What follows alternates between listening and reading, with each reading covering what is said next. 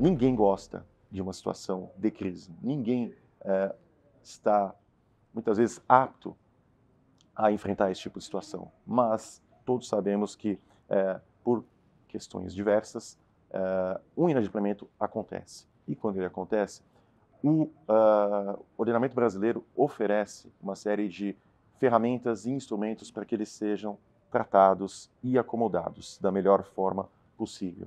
Iniciando por uma reestruturação fora das cortes, ou seja, chama-se devedor e credores para uma negociação e uma composição do seu passivo, sem que haja um litígio, sem que haja uma disputa.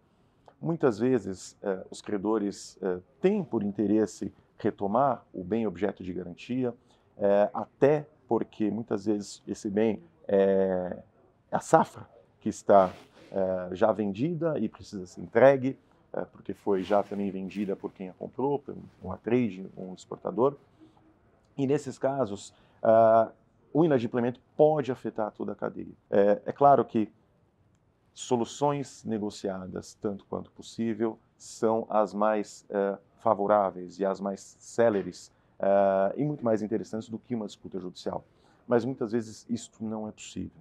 Não é? Então, quando se contrata um financiamento no âmbito do agronegócio ou um pré-pagamento de exportação ou qualquer outra operação do agronegócio envolvendo crédito, é preciso ter em mente que, em caso de inadimplemento, a garantia precisa ser honrada. Ela vai ser destinada para satisfazer aquele crédito.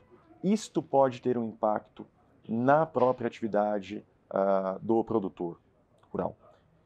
Dependendo desse impacto, não é, aquele produtor rural pode não ter condições de seguir com as suas atividades regularmente.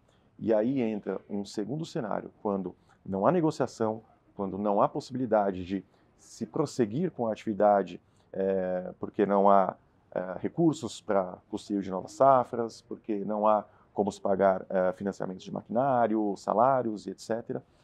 Nessas situações críticas, a lei hoje permite com clareza que um produtor rural e as empresas do agronegócio ingressem com pedidos de recuperação judicial ou com pedidos de homologação de plano de recuperação extrajudicial para compor as suas dívidas já no âmbito do Poder Judiciário. Nesse contexto, existe uma dinâmica muito própria, pois há créditos que se submetem ao processo e há créditos que não se submetem ao processo.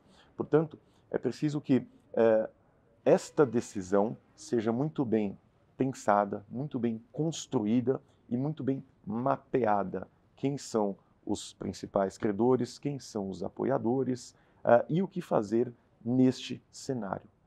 Do lado dos financiadores, muitas vezes eles até esperam que haja um pedido de recuperação judicial ou de recuperação extrajudicial. Mas, como muitos deles estão fora, cada um persegue naturalmente o seu próprio interesse.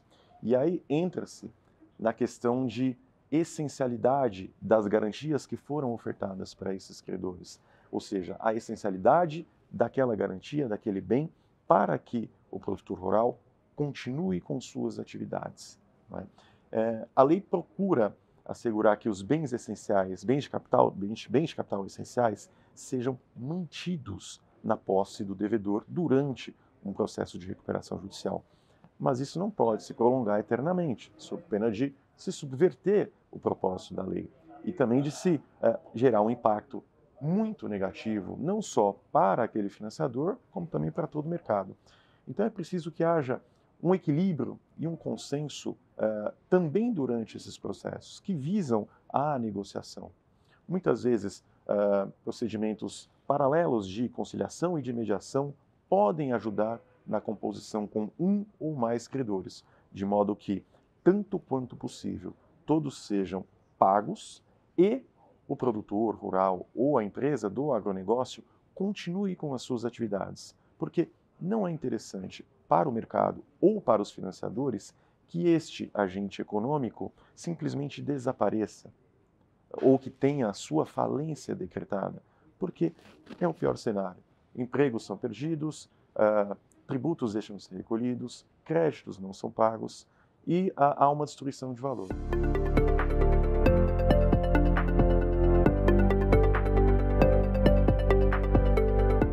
O Brasil vem implementando nos últimos anos mudanças significativas no intuito de fortalecer o ambiente de negócios, de modo a assegurar que haja uma certeza razoável de que contratos serão cumpridos, de que garantias efetivamente serão direcionadas para o pagamento, a satisfação dos créditos em caso de inadimplemento, e também criando mecanismos de soerguimento para as empresas em crise nessas situações de default, nessas situações de insolvência iminente ou instalada. A Lei de Recuperação de Empresas passou por uma reforma em 2020, que entrou em vigor em 2021, prevendo especificamente a possibilidade de produtores rurais pedirem recuperação judicial e, da mesma forma, excluindo alguns créditos do processo de recuperação judicial. Por quê? Porque alguns deles têm um impacto muito relevante na cadeia do agronegócio e, portanto, entendeu o legislador que precisavam ficar de fora. O fato é que hoje se conhece com mais clareza quais são as regras do jogo. É claro que há discussões envolvendo cada caso concreto, mas quanto mais essas discussões vierem à tona e mais decisões judiciais forem proferidas a respeito de temas como a essencialidade das garantias, a exclusão de determinados credores e assim por diante, maior será a possibilidade dos financiadores precificarem os seus créditos e assim atuarem no mercado brasileiro de uma maneira mais efetiva, sabendo o que pode acontecer.